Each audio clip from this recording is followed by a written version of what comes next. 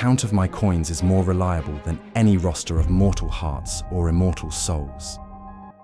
Luckily, I know something these mortals cannot comprehend, and that is, greed in the end fails even the greedy, and that is their deadliest sin.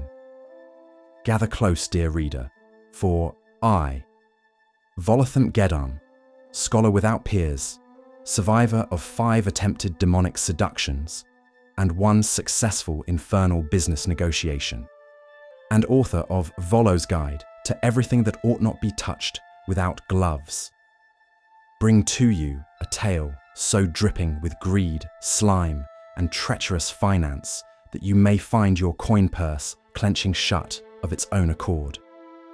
Let us now descend, if we dare, to the squelching, fetid expanse of Minauros, the 3rd layer of the 9 hells.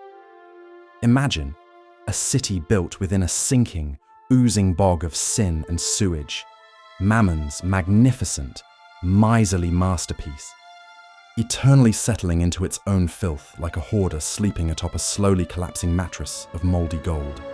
Now Mammon, the Archduke of this realm and avatar of avarice itself, had for eons been content to wallow in his treasure like a pig in pearls. His sinking city, an architectural tragedy of gilded opulence and poor foundational planning, had devoured the labour of countless damned souls and left only the stink of failure as testament to their toil. Truly, it was a monument to overinvestment and under-drainage. But, and here, the tale quickens, dearest reader. Come the year 1353 by Dale reckoning, something extraordinary occurred. The rise of Glasia, daughter of Asmodeus, to the seat of Archduchess of Malbolge, a position once occupied by the Hag Countess, now nothing more than lumpy ground materials in Glasia's ever-charming redecorations. Now Mammon, yes, the same Mammon whose vaults contain debts owed by kings and a demon lord or two, quivered, not from cold, oh no, from terror.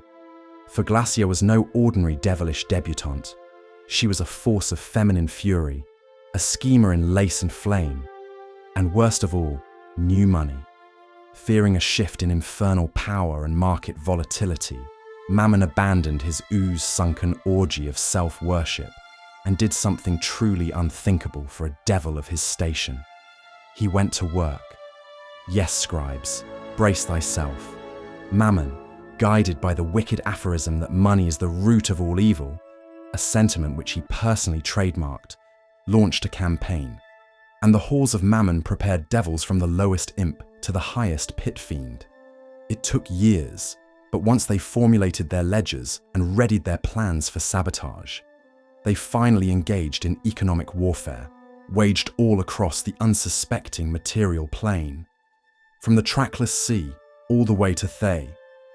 In the span of weeks, his hellish accountants, with abacuses fashioned from bone and blood rubies, fanned out across the realms.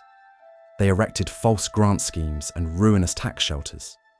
Where nations stood proud, they flooded markets with counterfeit currencies, collapsed trade routes, and encouraged investment in absolutely ludicrous ventures, such as portable holes filled with bottled air, noble banks, emptied, merchant guilds, blackmailed, soup kitchens, converted into pyramid schemes. I myself once witnessed a devil posing as a hedge wizard who convinced a whole town to peg their economy to help their futures. But where, you ask, was Mammon in all of this? Why, he was alone in his gilded throne room, cackling through a monocle shaped like a screaming soul, watching as city after city across Toril slipped into chaos. Souls, so many souls, came pouring into his coffers, tangled in the web of despair, debt, and devilish fine print. Even his devils, once dripping through the streets of Minauros like sluggish oil, were vanished, dispatched in their entirety to fuel this grand scheme. Oh, how empty the sinking city became. The once deafening cacophony of infernal commerce reduced to eerie silence. Only the slow glurp-glurp of sinking marble and the occasional echo of a cursed cash register. It was a reign of gold-fingered terror, and for a time, it worked. But such strategies never last, for the material plane is a curious beast, resilient, imaginative, and irritatingly full of adventurers, with a knack for unearthing corruption. Sometimes, literally. Still, to this day there are towns whose currencies bear infernal marks. Vaults with gold that weeps blood, and nobles who wake screaming about interest rates whispered into their dreams by toothy accountants in brimstone waistcoats. And if ever you find a coin that seems too warm to the touch, or a deal too good to be true, ask yourself, was this the work of Mammon's devils, still toiling in shadows? Or have you simply been out-haggled by the master of greed himself? Either way, do keep the receipt. The third layer of the 9 hells is a stench-ridden bog. Acidic rain spills from the layer's brown skies. Thick layers of scum cover its putrid surface, and yawning pits lie in wait beneath the murk to engulf careless wanderers. Cyclopean cities of ornately carved stone rise up from the bog, including the great city of Minauros, for which the layer is named. The slimy walls of the city rise hundreds of feet into the air, protecting the flooded halls of Mammon. The Archduke of Minauros resembles a massive serpent with the upper torso and head of a hairless, horned humanoid. Mammon's greed is legendary, and he is one of the few archdevils who will trade favors for gold instead of souls. His lair is piled high with treasures left behind by those who tried, and failed, to best him in a deal. A constant oily rain pelts down on Minauros, pounding its black soil into a series of mudflats, swamps, mires, and cesspools. From these bubbling, unclean waters issue various stomach-turning stenches, each more foul than the last. The skies roil with drooping, fecund clouds, ranging in colour from slate grey to putrid indigo. Muddy conditions make moving across its surface almost impossible at the best of times, and the high winds and rain make flight troubling to the most skilled aerial acrobatics. However, devils of greater or higher rank that are native to Minauros have sufficient practice operating in these conditions and move through the bog with a practiced grace. The serpentine Archduke Mammon schemes eternally for power, in Bartor and elsewhere. He's as famous for his supremely boastful and haughty manner toward underlings as for his shameless grovelling before Asmodeus. Mammon promotes more devils than any other archduke. But this fact gladdens no hearts in Minauros, because he also demotes his servitors at the slightest provocation. To create a ready talent pool for his ferocious whirlwind of elevations and banishments, Mammon keeps a ready supply of lesser fiends on hand. Thus, lemures and spinagons are more common here than on other layers, and a visitor can't even slog through a swamp without tripping over woeful, demoted nupperibos. Other common devil types native to Minauros include barb devils and chain devils.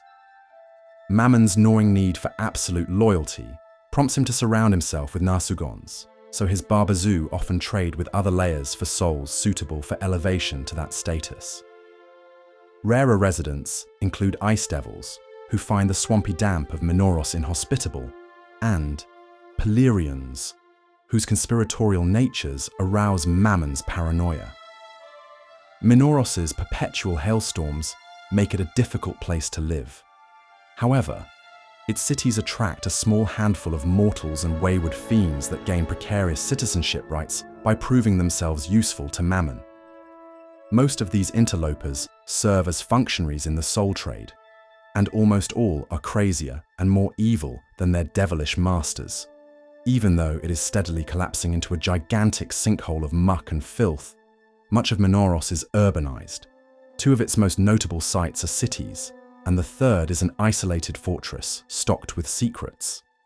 The city of Minauros, which dominates much of the layer of the same name, is also called the Sinking City because its foundations are slowly disappearing into the shifting muck below. Ooze rises between the paving stones, and entire streets regularly buckle and shift, becoming impassable for infernal wheeled vehicles. Buildings shudder, teeter, and occasionally collapse, killing their inhabitants. To gain some protection from the layer's punishing hailstorms, city builders construct huge stone canopies across the streets and laneways. Held up by precarious columns, these dilapidated canopies add to the continual danger of falling debris. As soon as a chunk of rock or brick falls from its place, a work detail of lowly devils scurries out to grab it for one of the city's countless reclamation projects. Reclaimed stones are used to shore up the city's sinking foundations. Sometimes, multiple crews run for the same stones, resulting in fights that can end in death or serious injury. The sinking city's major industry is the soul trade. Souls are carted here from the layer's other major metropolis, Jangling Hyta, for transmutation to lemur form. Fat-bellied Amnizas gather, swilling flagons of noxious beverages and selling soul futures. Barbazu carters toss themselves onto benches to rest their weary muscles momentarily. Occasionally, numerous soul shells escape from a holding tank, kicking off a frantic stampede when all the devils within half a mile scramble to claim merit points by recapturing them. Colloquially known as the City of Chains or Torture City, Jangling Hyta has hit upon a bizarre solution to its infirm foundations. A network of jagged, razor-augmented chains rises from a series of slimy posts positioned throughout the city to the underside of Dis, the layer above Minauros. The residents of Jangling Hyta regard this feat of engineering with a remarkable lack of curiosity.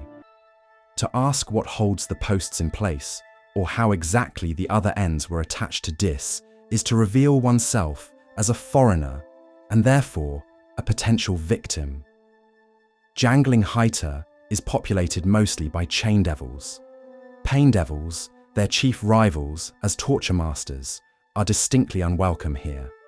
In massive factory-style installations, chitons filter the souls of the damned with long-honed precision. Hyta's chitons are so famously skilled at their craft that other archdukes, most notably Asmodeus and Levistus, farm out much of their soul-torturing work to them. Thus, tumbrils bearing raw or processed souls teeter regularly into and out of the city. In Jangling Hyta, transport is an industry second only to torture. So many souls are tormented here that their agonized shrieks constitute a harrowing form of noise pollution. Undercover adventurers traveling in the city risk exposing themselves by reacting to the screams with fear or pity. Ah, yes, I remember it well, or at least as well as one can recall a place where memory itself is subject to notarization. Let me take you, dear reader, on a journey of ink, dust, and bureaucratic doom to the labyrinth of truths, a place where even lies are catalogued with proper citations and counter-arguments. Now, picture, if you will, a squat fortress of pitted grey stone, perched like a tick on the weeping edge of Minauros' bubbling mire. No banners, only the stench of mismanagement thick in the air. Here, within these squelching halls, Mammon has constructed a temple to paperwork, an archive so vast, so layered in red tape, that one could be mummified in forms before reaching the third corridor. And into this living ledger strode none other than the infamous sage of Shadowdale, Elminster Ormar. Yes, that Elminster, beard and all. Why was he there? Well, I shall tell you, for I was there. Not beside him, of course. No. I was safely observing from a scrying basin filled with warm brandy and questionable mushrooms. But I assure you, the vision was clear. With a muttered incantation and a puff of brimstone, Elminster appeared just inside the 9th floor. Budgets and account books for cult activity. You've never seen a more infernal use of mathematics. Every scroll bled red ink. One ledger emitted faint screams each time a total was balanced. Elminster, ever the brave fool, paused to snatch a tome titled Quarterly Soul Quotas by Region and Revenue, shook his head and muttered, "Manshoon has nothing on this rot." Down he went, slipping past accounting devils with clipboards fused to their arms. each attempting to sell him a hedge fiend mutual pact with a 666-year maturity. The sage then slowly but surely descended down to floor 8, a floor of promotions, demotions, and personnel files. Ah, the Hall of Self-Importance. Portraits of pit fiends beam down from the walls, each blinking occasionally with contempt. Promotion records here are absurdly long, tracking not just who moved up, but who they trampled to get there. Elminster brushed past a rack of termination by eternal punishment files, each one hummed with infernal curses signed in blood and notarized. Some promotions appeared to have occurred retroactively, requiring devils to file for promotions they already had. A Narzagon here moaned over being demoted to spectral intern for losing one too many enchanted staplers. This floor teaches a valuable lesson. Ambition is dangerous, but failure is worse, especially when it comes with a performance review conducted by a barbed whip. Now, floor 7, the Minaurosan Real Estate Archives, was a sludgy floor of sliding brass tiles. This place was an urban planner's personal battle. Every building ever built in Minauros, each listing, lease, and liquefaction report, files itself away in brass vaults that groan and shift with each new construction. Maps unfurl mid-air, showing structures built entirely from petrified contracts. One structure labelled Mammon's first attempt at a tower slowly sinks into the mud in real time, despite being just a diagram. Elminster retrieved a scroll labelled The Original Zoning Plan for the Sinking City, which read only, "It will work." He laughed until a zoning wraith tried to charge him property tax. Now we come to the Cartographer's Crypt, floor 6 of dungeon and treasure maps, where maps were nothing but living lies. Charts flap about like bats. Some are written in ever-shifting infernal script, others ripple and change depending on who reads them. A few maps are aggressively sarcastic, marking treasure with "Here, idiot," and placing traps just after the third smirk. Elminster, with all the gravitas of a master sage, managed to snare one scroll by complementing its calligraphy. The scroll blushed and surrendered its coordinates. Beware this floor, dear reader. Many a treasure hunter has perished following a map that looped back to their own grave. Now on to floor 5, gossip, hearsay, and mortal blackmail. Here lies the Whispering Web, a floor so saturated with secrets that the walls pulse with conspiratorial rhythm. Scrolls spill endlessly from gossip hags, floating paper devils whose only job is to tattletale through time. Elminster, ever curious, picked up a note reading, Laeral Silverhand once enchanted her bathwater with illusion magic. He smirked, tucked it away for later, and dodged an ambushing scroll that screamed, Elminster's hat is actually sentient. This floor contains the deadliest information of all, truths half told, spun to ruin reputations and destroy alliances. Mammon keeps it for leverage, and the scrolls know it. They whisper to you, hoping you'll read aloud and doom yourself. Now the Sage of Shadowdale moved downward towards floors 4 through 1, the operational records of infernal campaigns. The real meat, as they say. These levels are stacked with the logistics of horror, troop movements, soul quotas, back-alley corruptions, seduction strategies, bribery inventories, and every document a to-do list of evil. Elminster, descending into these darker floors, had to pass through corridors guarded by Narzagons, and with legal spirits, creatures bound to their scrolls, haunting clauses they once wrote. Campaigns from the Blood War are recorded here in such precise detail that entire fiendish battles can be reenacted by the documents themselves, folding and animating like cursed paper puppets.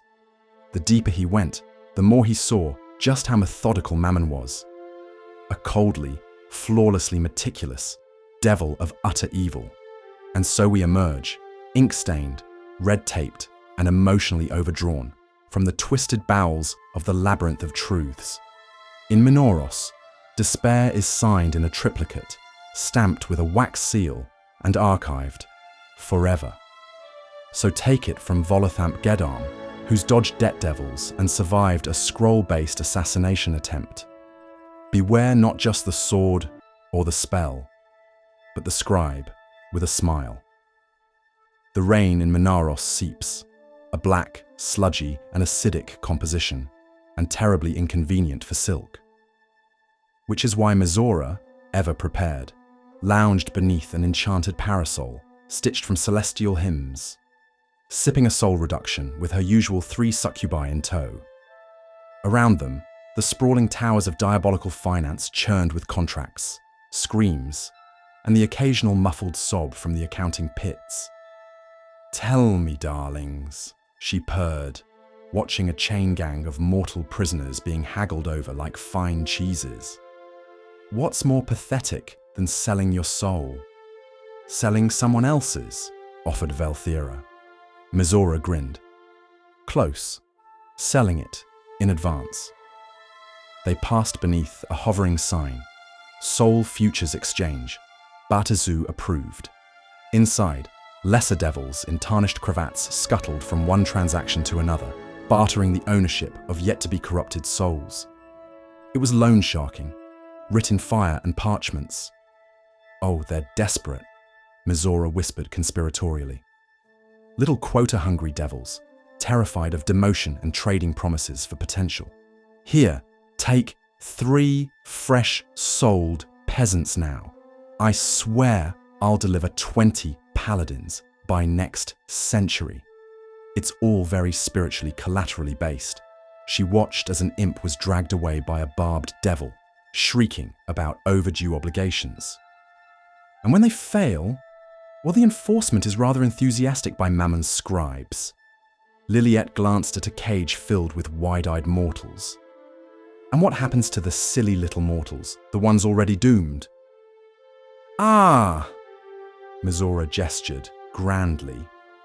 "They are for the secondary market. Like antique souls, but a tad stickier.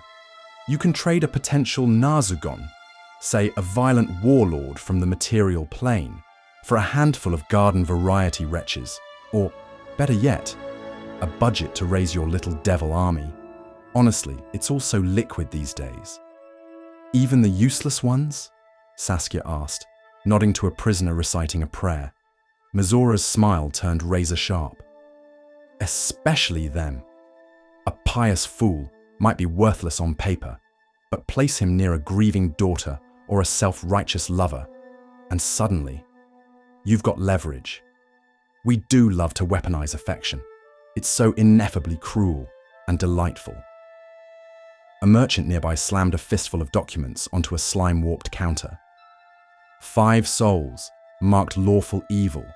One's a hedge witch, 2 are her ex-lovers, 1's her therapist. She raised her glass, and in the reflection, one could see the flickering faces of 3 damned mortals screaming silently behind the wine. "To futures," she toasted. "May they always be profitable. Minauros teaches many things, my little fiends. Patience, exploitation, the exquisite art of drowning your conscience in bureaucracy. But above all, that everything has a price. Loyalty can be leased, souls can be mortgaged, even damnation can be structured as a long-term investment, provided you know which forms to file and whose tears to forge the ink from. In Minauros, value isn't measured in gold or screams, but in leverage, and the only true sin is undercharging. And dear ones, remember Mammon's largest truth. The count of his coins is more reliable than any roster of mortal hearts or immortal souls.